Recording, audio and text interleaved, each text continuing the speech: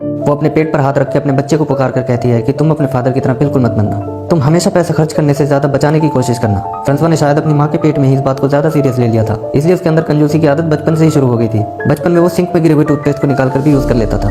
अपनी young age में कंजूसी की आदत की वजह से उसने एक लड़की को प्रेग्नेंट कर दिया था, लेकिन पैसे बचाने के लिए फ्रांसवा ने कभी शादी नहीं की, इसलिए वो अब अकेला रहता है। वो एक ऑर्केस्ट्रा बैंड में वायलिन बजाता है और घर पे एक बच्चे को वायलिन सिखाता है, लेकिन आजकल वो उस बच्चे को भी वायलिन नहीं सिखा रहा था, क्योंकि उसके पेरेंट्स ने फ्रांसवा को टाइम पर उसकी फीस नहीं दी थी। वो घर जाने के लिए बस में नहीं बैठता है और पैसे बचाने के लिए पैदल ही घर जाता है। एक दिन रास्ते में उसका एक पड़ोसी उसे अपनी कार में लिफ्ट दे देता है, जो शॉपिंग करके लौट रहा था। फ्रांसवा कार में रखे उसके सामान को देखकर उससे पूछता है कि ये पूरे महीने के लिए होगा, लेकिन उसका पड़ोसी कहता है कि ये सिर्फ 3-4 दिन का सामान है, क्योंकि उसके 6 बच्चे हैं। कार जब सोसाइटी के गेट के पास पहुंचती है तो सोसाइटी के कई लोग फ्रांसवा को देखकर अजीब एक्सप्रेशन देते हैं, जैसे वो उससे बहुत नफरत करते हो। किसी ने सोसाइटी के गेट पर भी फ्रांसवा का बड़ा बड़ा नाम लिखकर उसके आगे बास्टर्ड लिख रखा होता है, लेकिन फ्रांसवा इन सारी बातों को इग्नोर करके अपने घर में आ जाता है और घर में आकर थोड़ा सा खाना खाता है। अगले दिन फ्रांसवा अपने काम पर जाता है तो ऑर्केस्ट्रा में आई हुई एक नई म्यूजिशियन वेलरी उसके पास आती है और उसे प्रैक्टिस करने में मदद करने के लिए अप्रोच करती है। फ्रांसवा उसकी मदद करता है और दोनों साथ में प्रैक्टिस करते हैं। जाते हुए वेलरी उससे किसी दिन बाहर चलकर कुछ खाने के लिए पूछती है और वहाँ से चली जाती है। फ्रांसवा उससे काफी अट्रैक्ट हो जाता है और यहाँ से वो सीधा उस बैंक में जाता है जहाँ उसका सेविंग अकाउंट होता है। उसका बैंकर फ्रांसवा के साथ काफी फ्रेंडली होता है। फ्रांसवा जब भी किसी सिचुएशन में होता है तो उस बैंकर को ही याद करता है। आज फ्रांसवा उसे वेलरी के बारे में बताता है।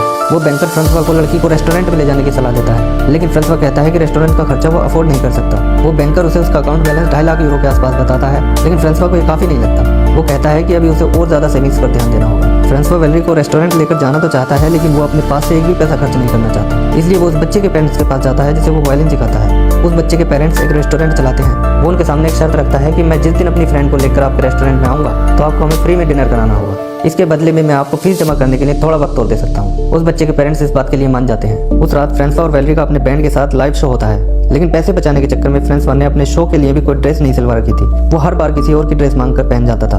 आज भी वो एक दूसरे म्यूजिशियन की ड्रेस और जूते पहनकर जाता है, लेकिन ये जूते उसके साइज से 2 नंबर कम होते हैं। इन जूतों को पहनकर फ्रांसवा बड़ी मुश्किल से अपनी चेयर तक पहुंच पाता है। शो के बाद फ्रांसवा बाहर आकर वेलरी का इंतजार करने लगता है। तभी वहाँ लौरा नाम की एक लड़की आती है और फ्रांसवा से उसका ऑटोग्राफ मांगती है। वो उसे ऑटोग्राफ दे देता है और उस लड़की का पेन भी अपने पास रख लेता है। अब वेलरी बाहर आ जाती है और फ्रांसवा उसे ट्यूसडे को डेट पर चलने के लिए पूछता है। वेलरी उसे हाँ कर देती है, जिसके बाद फ्रांसवा अपने घर आ जाता है, लेकिन वो लड़की लौरा जिसने उसका ऑटोग्राफ लिया था वो उसके पीछे पीछे उसके घर तक आ जाती है। वो फ्रांसवा से कहती है कि वो उसकी बेटी है। उसे लगता है कि वो लड़की कोई सेल्स पर्सन है जो उसे कुछ बेचना चाहती है। इतने में फ्रांसवा के पड़ोसी घरों से बाहर निकल कर आने लगते हैं। फ्रांसवा ने देखकर लौरा को घर के अंदर ले जाता है। लौरा जब उसे अपनी माँ का नाम कैरोल बताती है तो फ्रांसवा को सब कुछ याद आ जाता है, क्योंकि कैरोल वही लड़की थी जिसे उसने अपनी यंग एज के दौरान प्रेग्नेंट कर दिया था। लेकिन उसे फिर भी शक होता है कि लौरा उसी की बेटी है भी या नहीं।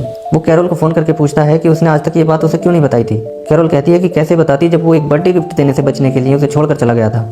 इतनी देर बाद कॉल कट जाती है क्योंकि फ्रांसवा के फोन में जो थोड़े बहुत पैसे थे वो खत्म हो जाते हैं। अब लौरा की बातों से पता चलता है कि वो फ्रांसवा को अपना हीरो मानती थी, क्योंकि उसे लगता था कि फ्रांसवा मैक्सिको में अनाथ बच्चों की मदद के लिए पैसे खर्च करता है। इसलिए फ्रांसवा अपने पड़ोसी के घर जाता है और उससे उसका फोन मांगकर कैरोल से दोबारा बात करता है। कैरोल उसे बताती है कि उसने लौरा को उसके फादर की असलियत नहीं बताई। भला वो उसे कैसे बता सकती थी कि उसका बाप इतना बड़ा कंजूस आदमी है। फ्रांसवा वापस आकर देखता है कि लौरा ने घर की सारी लाइटें जला रखी होती हैं। वो जल्दी जल्दी सारी लाइटें बंद करता है। इसके बाद वो लौरा से कहता है कि वो यहाँ उसे अपने साथ नहीं रख सकता, लेकिन लौरा जब उसे रूम का किराया देने को कहती है तो वो लौरा से 140 यूरो हफ्ते का किराया लेता है और उसे अपने घर में रुकने देता है। लौरा को लगता है कि उसके फादर अपने अनाथ आश्रम वाले बच्चों की मदद के लिए इतने पैसे बचाते रहते हैं। अगले दिन फ्रांसवा पूरे घर में अलग अलग तरह के नोट्स लिखकर चिपका देता है, जिससे लौरा उसके घर में रहने के रूल्स का ख्याल रखे, जैसे वो रोज नहीं नहा सकती और गर्म पानी का इस्तेमाल नहीं कर सकती वगैरह वगैरह। इसके बाद फ्रांसवा अपने बैंकर के पास जाता है और उसे अपनी बेटी के बारे में बताता है। उसे लगता है कि लौरा उसके पैसों पर अपना हक जताने के लिए यहाँ आई है, लेकिन वो बैंकर उससे कहता है कि हो सकता है वो अपने फादर को सिर्फ देखने आई हो। घर आकर फ्रांसवा लौरा को बताता है कि वो आज रात बाहर जाएगा। ये सुनकर लौरा उसका लुक बदलने के लिए उसे उसकी अलमारी के पास ले जाती है, लेकिन वो जब अलमारी खोलकर देखती है तो उसमें एक टी शर्ट के अलावा कुछ नहीं होता।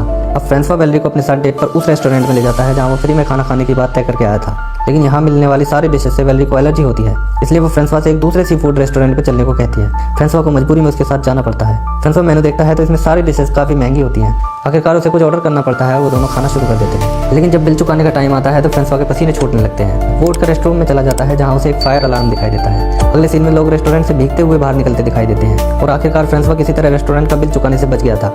अब वेलरी वापस जाने के लिए एक टैक्सी रुकवा लेती है। फ्रांसवा वेलरी को टैक्सी में बिठाकर कहता है कि उसे दूसरी डायरेक्शन में जाना है। वेलरी के जाने के बाद वो पैदल वहाँ से घर की तरफ चल देता है। अगले दिन वो लड़का जिसे फ्रांसवा वायलिन बजाना सिखाता था वो उसे उसकी फीस के पैसे देता है और साथ ही उसे एक बुक भी देता है जो उस लड़के के पेरेंट्स ने फ्रांसवा को गिफ्ट की थी, क्योंकि वो टाइम पर उसकी फीस नहीं दे पाए थे। आज फ्रांसवा के ऑफिस में एक म्यूजिशियन का रिटायरमेंट था। सभी म्यूजिशियंस ने मिलकर पैसे जमा करके उसके लिए एक गिफ्ट खरीदा था, लेकिन फ्रांसवा ने गिफ्ट के लिए कोई पैसा नहीं दिया था। फ्रांसवा कहता है कि वो उसे एक पर्सनल गिफ्ट देना चाहता है और वो वही बुक उसे गिफ्ट में दे देता है। वो म्यूजिशियन खुश होकर उस बुक को खोल कर देखता है, लेकिन उस बुक के पहले पेज पर एक थैंक यू नोट लिखा हुआ था, जो फ्रांसवा के लिए उस लड़के के पेरेंट्स ने लिखा था। सभी लोग समझ जाते हैं कि वो पैसे बचाने के लिए उन सभी को बेवकूफ़ बनाने की कोशिश कर रहा था। फ्रांसवा बेइज्जत होकर घर वापस आ जाता है। रात को उसके सारे पड़ोसी सोसाइटी की मीटिंग के लिए फ्रांसवा के घर आ जाते हैं। वो सभी उससे सोसाइटी के मेंटेनेंस के लिए 3000 यूरो मांगते हैं। ये सुनकर फ्रांसवा के पसीने छूटने लगते हैं। वो लिविंग रूम से बाहर निकलकर अपने बैंकर को फोन लगाकर उससे सिचुएशन से निकलने का कोई प्लान पूछता है। तब तक लौरा उसके पड़ोसियों को उसके बारे में बता देती है कि वो मैक्सिको में अनाथ बच्चों की देखभाल के लिए पैसे डोनेट करता है। ये सुनकर फ्रांसवा के पड़ोसी शर्मिंदा हो जाते हैं और उससे पैसे लिए बिना वहां से चले जाते हैं।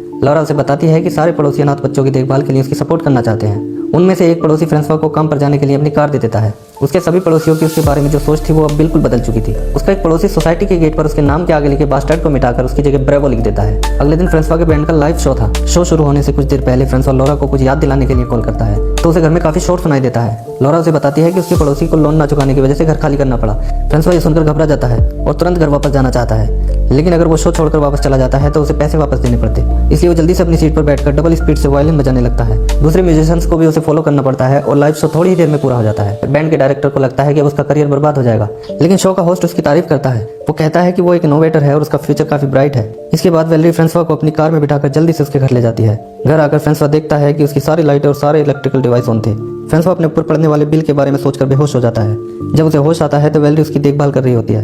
अब मैक्सिको वाले अनाथ बच्चों की कहानी उसे भी पता लग गई थी और उसने अपने बैंड के सभी लोगों को यह बात बता दी थी। वो फ्रांसवा को बताती है कि एक एनजीओ उन्हें परफॉर्म करने के लिए बुलाना चाहता है और वो चाहती है कि लौरा भी उनके साथ चले। फ्रांसवा लौरा को अपने साथ लेकर इवेंट में चला जाता है। अब इवेंट के दौरान वैलेरी फ्रांसवा को स्टेज पर बुला लेती है और उससे कुछ ऐसा करने को कहती है जिससे लोग एनजीओ के लिए पैसे डोनेट करने लगे। लेकिन स्टेज पर आकर वो कहता है कि वो कोई हीरो नहीं है जो दूसरे लोगों को कुछ सिखाए। वो आगे कहता है कि उसे उन सभी लोगों से हमदर्दी है जो दूसरों की मदद करना तो चाहते हैं लेकिन कर नहीं पाते, लेकिन हर आदमी बदल सकता है। ये कहकर वो जेब से अपनी चेकबुक निकालता है और उस पर 30 यूरो की रकम लिखने लगता है। लेकिन यहाँ बैठे सभी लोग 3000 यूरो का चेक लिखने के लिए शोर मचाने लगते हैं और उसे 3000 यूरो का चेक लिखना पड़ता है। लेकिन इसके तुरंत बाद वो बाथरूम में जाकर उस चेक को फाड़ कर फेंक देता है और वापस आकर वैलेरी के साथ परफॉर्म करने लगता है। अब फटे हुए चेक का एक टुकड़ा लौरा को मिल जाता है। इवेंट के बाद फ्रांसवा और वैलेरी पहली बार एक दूसरे को किस करते हैं। वापस आते हुए फ्रांसवा काफी खुश था, लेकिन लौरा काफी डिसअपॉइंट हो गई थी क्योंकि आज लौरा को फ्रांसवा की असलियत पता लग गई थी कि वो कोई अनाथ बच्चों की देखभाल के लिए पैसे डोनेट नहीं करता। घर आकर लौरा से कहती है कि उसे रूम का किराया देने के लिए काम पर जाना होगा। अब फ्रांसवा को लौरा के रूम में एक ड्राइंग मिलती है जो लौरा ने अपने बचपन में बनाई थी